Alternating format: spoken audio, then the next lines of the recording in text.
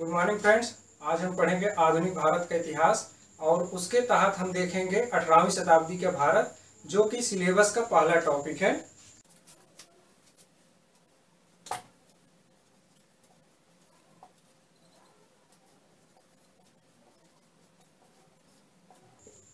इसे संक्रमण काल भी कहा जाता है।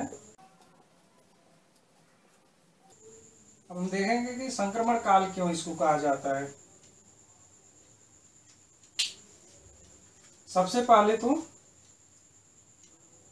मुगल साम्राज्य पतन की ओर अग्रसर था।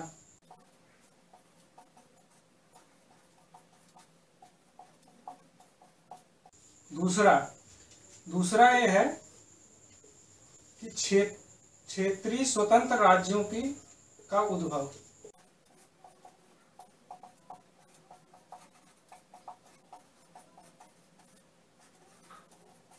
जैसे बंगाल, अवध, हैदराबाद। तीसरा कारण ये था कि ब्रिटिश साम्राज्य की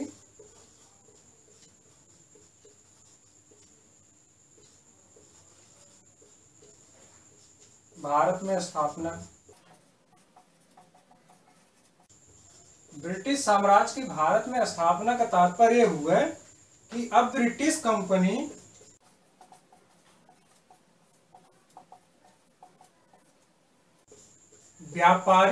व्यापारिक कंपनी से एक राजनीतिक शक्ति बन रही थी।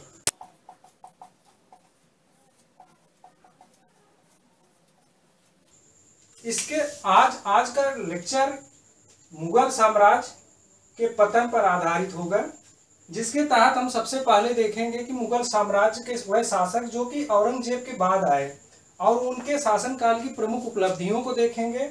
उस समय जो युद्ध हुए उनको देखेंगे, संधि देखेंगे, और उसके बाद हम मुगल साम्राज्य के पतन के कारणों का विश्लेषण करेंगे। औरंगजेब की मृत्यु अर्थात 1707 के बाद पहला मुगल शासक बना बहादुर शाह प्रथम,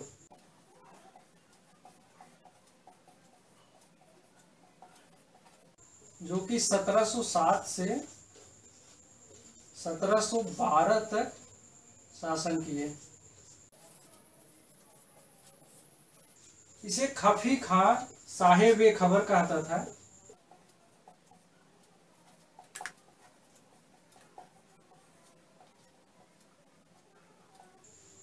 और इसका मूल नाम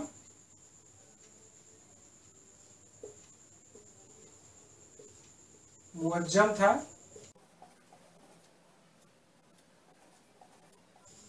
और एक काबुल का सूबेदार था। इसने आजम को, जो कि गुजरात पर प्रशासन करता था, आजम को पराजित करके बहादुर शाह प्रथम नाम से शासक बना। इसके अलावा इसने जजिया कर को समाप्त कर दिया,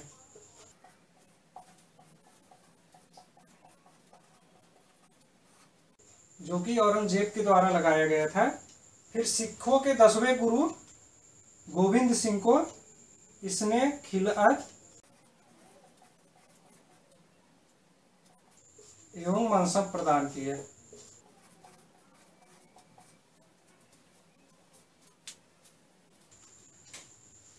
जजिया कर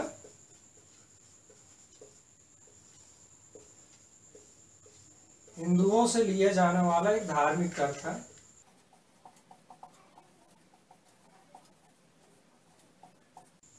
और मनसब इसे अकबर ने शुरू किया था, जो कि अपने अमीर कुलीनों को प्रदान करता था।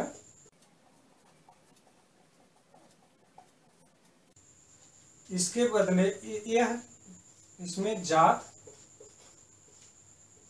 और सवार शामिल होते थे। इसके बाद शासक बना जहांदार शाह। इसका शासन काल है 1712 से 1713 ईस्वी। इसको एक और नाम लंपट मूर्ख से जाना जाता था। इसने आमेर के राजा जय सिंह को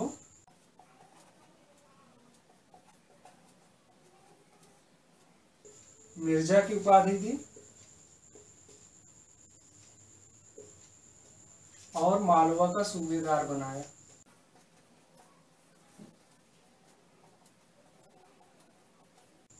इसके अलावा मारवाड़ के अजीत सिंह को महाराजा की उपाधि दी और गुजरात का सूबेदार बनाया। जहांदार शाह जुल्फिकार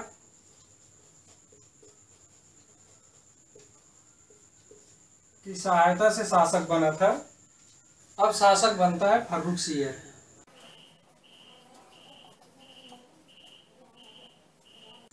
इसका कार्यकाल है 1713 से 1719 ईस्वी।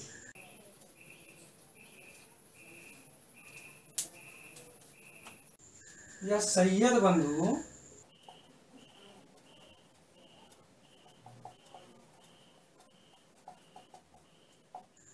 की सहायता से शासक बना था।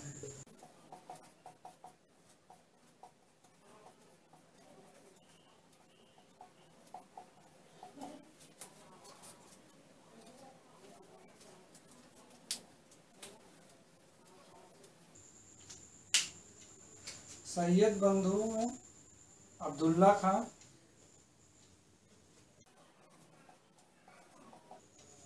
और हुसैन अली खान।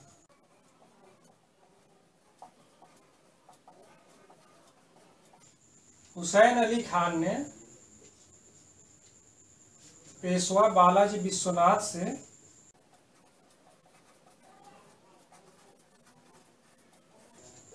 फर्रुखसियर के शासन काल में दिल्ली की संधि किया।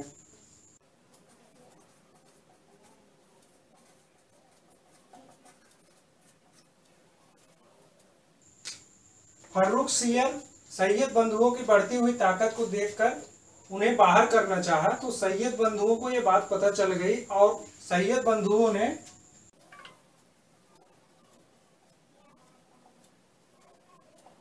बालाजी विश्वनाथ और अजीत सिंह, जिन्हें की महाराजा की उपाधि मिली थी,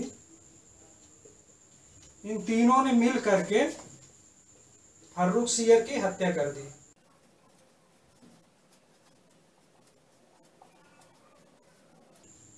(1719 ईस्वी में फर्रुखसियर को घृणित कायर कहा जाता है।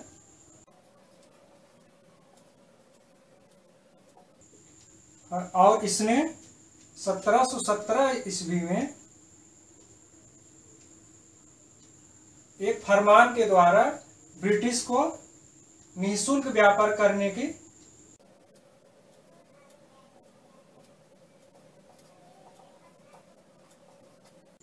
अनुमति दे दी।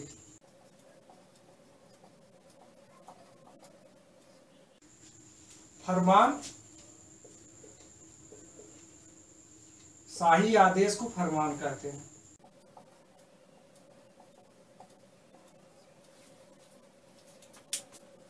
इसके बाद शासक बनता है रफीउद्दौजात।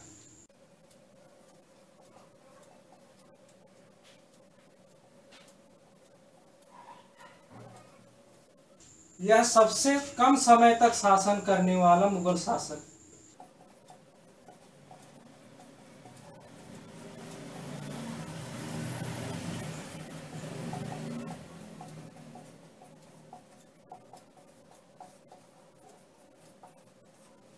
अब इसके बाद रफीउद्दौला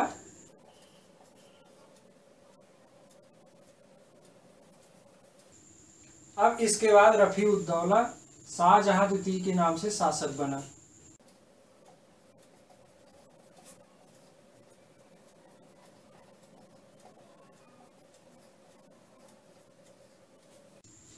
इसके बाद सैयद बंधुओं ने इसके पुत्र रोशन अख्तर को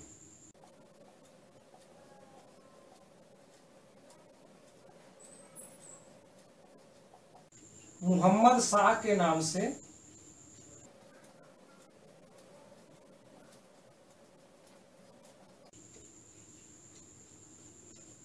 शासक बनाया। इसके बाद शासक बना मोहम्मद शाह।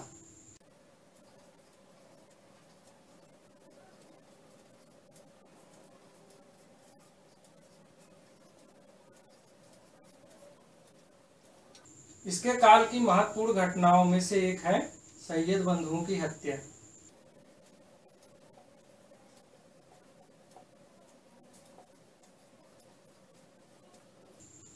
इसके अलावा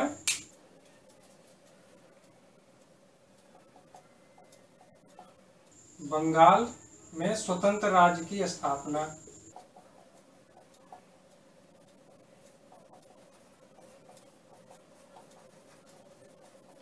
और अवध में सादत खान के द्वारा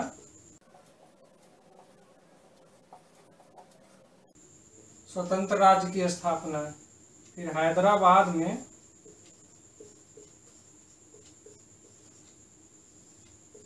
निजामुल मुल्क के द्वारा स्वतंत्र राज्य की स्थापना।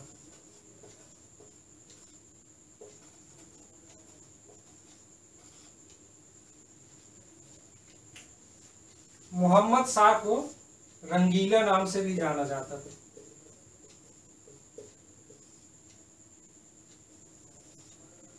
और इसके काल की प्रमुख घटनाओं से एक है नादिर शाह का भारत पर आक्रमण।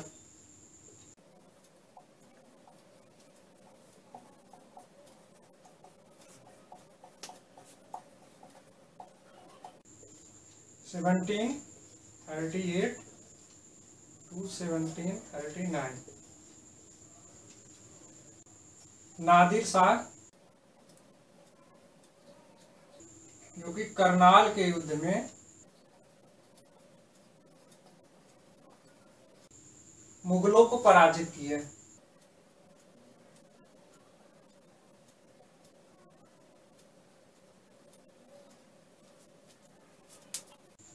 इसके बाद नादिर शाह निजामुल मुल्क के द्वारा मनाने पर 50 लाख खजाना लेकर वापस जाने को तैयार हो गया, लेकिन यहीं पर सादत खान जो कि अपनी राजनीतिक महत्वाकांक्षा के कारण उसने कहा कि आप मोहम्मद शाह को गिरफ्तार कर लीजिए और दिल्ली पर आक्रमण कीजिए। दिल्ली में क्योंकि बहुत सारी दौलत है, आप वहां से बहुत सारी दौलत ले जाइए। फिर नादिर शाह दिल्ली पर आक्रमण किया और यहां से तख्ते ताउस जो कि शाहजहां द्वारा निर्मित था,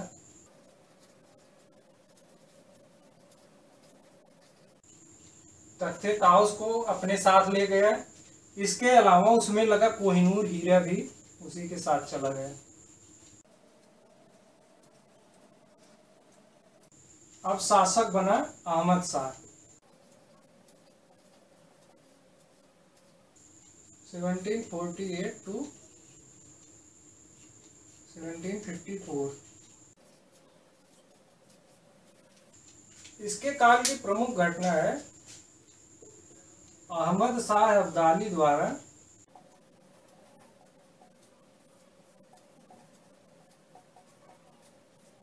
पांच बार आक्रमण एवं इसने सफदरजंग को अपना वजीर नियुक्त किया।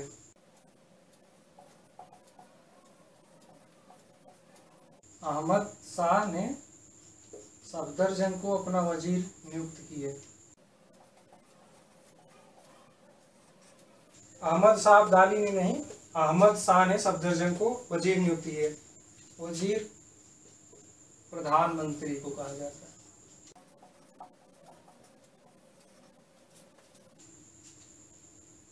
फिर शासक बनता है आलमगीर द्वितीय।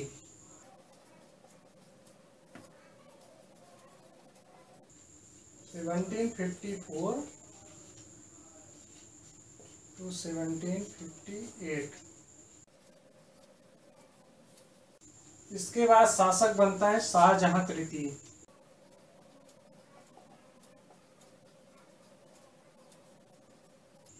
1758 to 1759।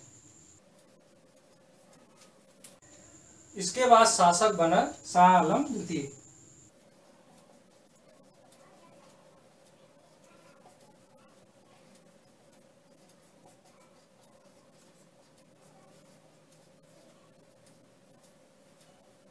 शाह आलम द्वितीय के कार्यकाल की प्रमुख घटनाओं से एक है पानीपत का तृतीय युद्ध।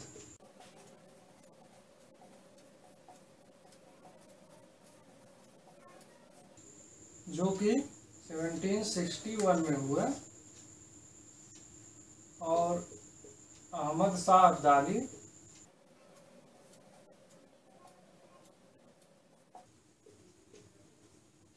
और मराठा के बीच में हुआ।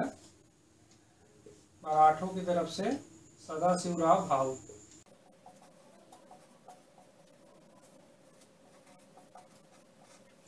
इसके अलावा जो कि ब्रिटिश को भारत में स्थापित कर दिए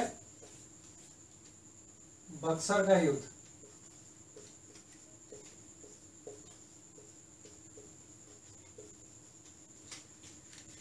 इसके अलावा शाह आलम के काल में बक्सर का युद्ध हुआ।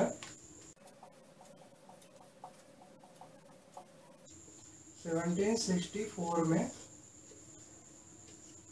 जिसने ब्रिटिश को भारत में एक महत्वपूर्ण शक्ति के रूप में स्थापित कर दिया। इसमें शाह आलम द्वितीय ने दो अन्य शासकों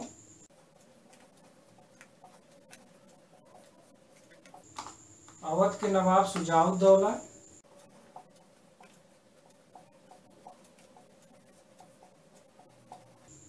और बंगाल के नवाब मीर कासिम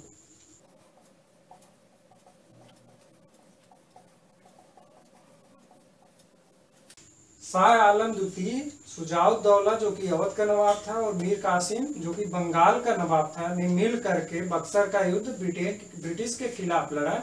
इसमें इन्हें पराजय प्राप्त हुई। इसके अलावा शाह आलम द्वितीय के कार्यकाल में दिल्ली पर अंग्रेजों का अधिकार हो गया।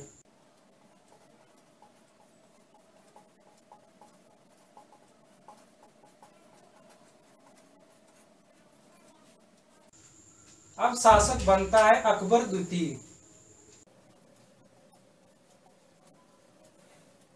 कार्यकाल 1806 से 1837। अकबर द्वितीय एक ऐसे शासक थे जो कि ब्रिटिश संरक्षण में शासक बने। ऐसे मुगल शासक थे जो कि ब्रिटिश संरक्षण में शासक बने।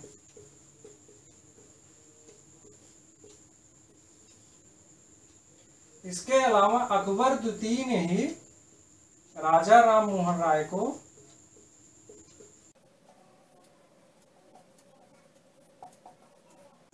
राजा की उपाधि दी थी।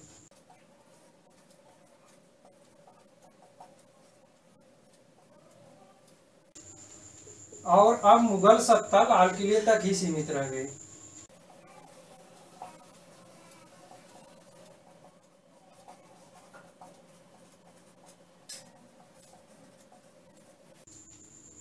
अब शासक बना बहादुर शाह द्वितीय।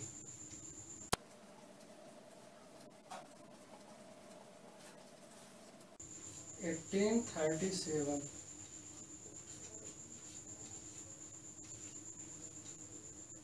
1837 से 1862 तक। 1862 में इनकी मृत्यु हो गई।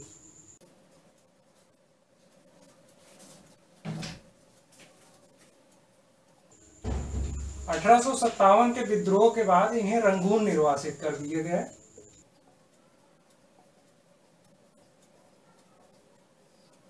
इसके अलावा ये जफर उपनाम से शायरी लिखा करते थे।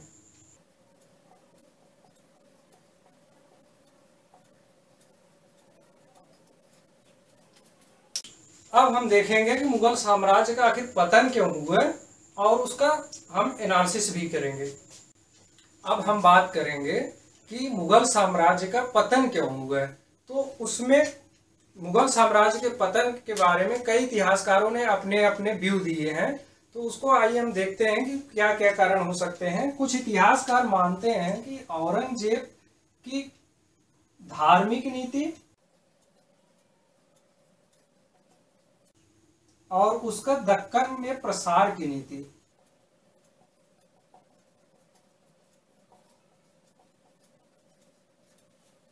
मुगल साम्राज्य के पतन में औरंगजेब की धार्मिक नीति और उसका दक्कन में प्रसार की नीति मुगल साम्राज्य के पतन के लिए उत्तरदायी थी। तो उदाहरण देते हुए कहते हैं इतिहासकार कि जैसे मंदिरों को तोड़ना, उनको लूटना, जजिया कर लगाना, ये सब इसके धार्मिक औरंगजेब की धार्मिक नीति के तहत आते हैं, जो कि मुगल साम्राज्य की डिक्लाइन के लिए जिम्मेदार है। फिर उसके बाद दक्कन में प्रसार की नीति के तहत तो कहते हैं इतिहासकार कि जैसे बीजापुर हुआ,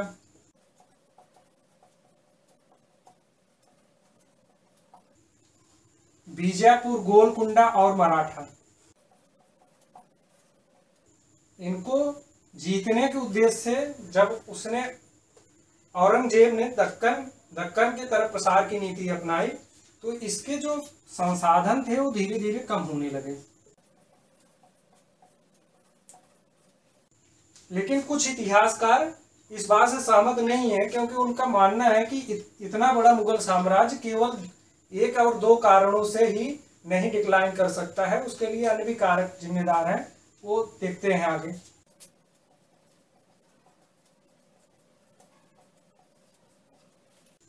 अन्य इतिहासकार मानते हैं कि मुगल साम्राज्य के लिए जो जिम्मेदार कारक थे वो हैं योग्य उत्तराधिकारियों की कमी,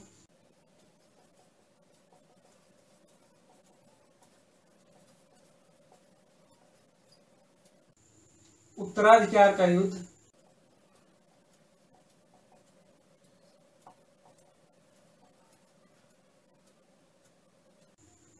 फिर सैन्य व्यवस्था पर विशेष ध्यान न देना,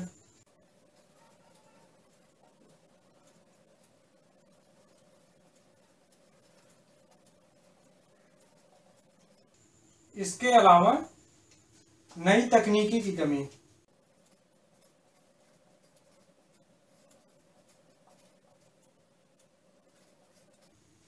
और जो भी कारण बताते हैं, मराठों का आक्रमण,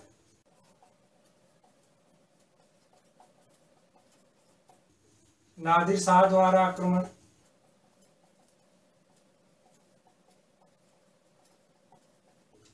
अहमद शाह अब्दाली का आक्रमण,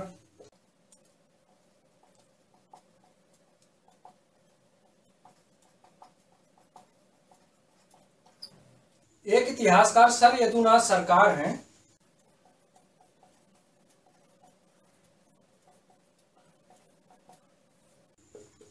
इनका मानना है कि मुगल साम्राज्य का पतन इसलिए हुआ क्योंकि योग्य व्यक्तियों की कमी थी मुगल साम्राज्य में।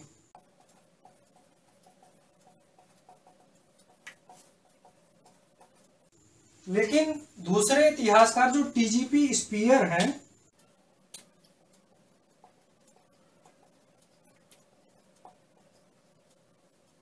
टीजीपी स्पीयर कहते हैं कि योग्य उत्तराधिकारियों की कमी नहीं थी, बल्कि वे अपने स्वार्थ सिद्धि में लगे थे। जैसे निजामुल मुल्क हैदराबाद की स्थापना कर लिया, सादत खां भी एक योग्य उत्तराधिकारी था, लेकिन उसने नादिर शाह को अपनी राजनीतिक महत्वाकांक्षा के कारण दिल्ली पर आक्रमण करने के लिए आमंत्रित कर दिया। फिर इसके अलावा सैयद बंधु, सैयद बंधु भी काफी प्रभावशाली थे मुगल साम्राज्य में, लेकिन उन्होंने उसका दुरुपयोग किया। जो जो शासक जो भी इनके हित में था वही इन्होंने किया। जैसे इन्होंने फारूक सियर को पहले शासक बनाया, लेकिन जैसे ही वह इनके हितों की अवहेलना करने लगा उसकी हत्या करा दी। इसके अलावा कुछ इतिहासकार मानते हैं कि मुगल प्रशासन के डिक्लाइन के लिए कुछ आंतरिक कारण भी जिम्मेदार थे। इसे हम मनसबदारी व्यवस्था में देख सकते हैं। मनसबदारी व्यवस्था को अकबर ने इंट्रोड्यूस किया था, जो कि अपने उच्च कुलीनों के लिए लाया था। मनसबदारी व्यवस्था निरंतर युद्ध और साम्राज्य विस्तार पर निर्भर करती है। इसे हम समझ लेते हैं। जब निरंतर युद्ध होता रहेगा तो चूंकि मनसबदारों के अधीन सेना होती थी, तो मनसबदारों की जरूरत पड़ेगी, सेना की जरूरत। और जब निरंतर युद्ध होगा तो साम्राज्य का विस्तार होगा,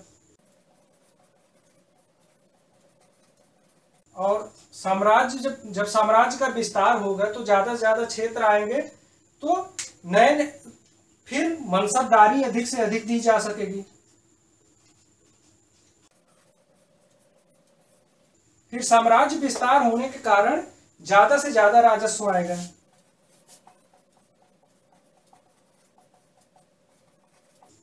ज्यादा से ज्यादा राजस्व आने पर जो केंद्रीय शासन है, अर्थात जो मुगल सम्राट है, वो ज्यादा शक्तिशाली होगा।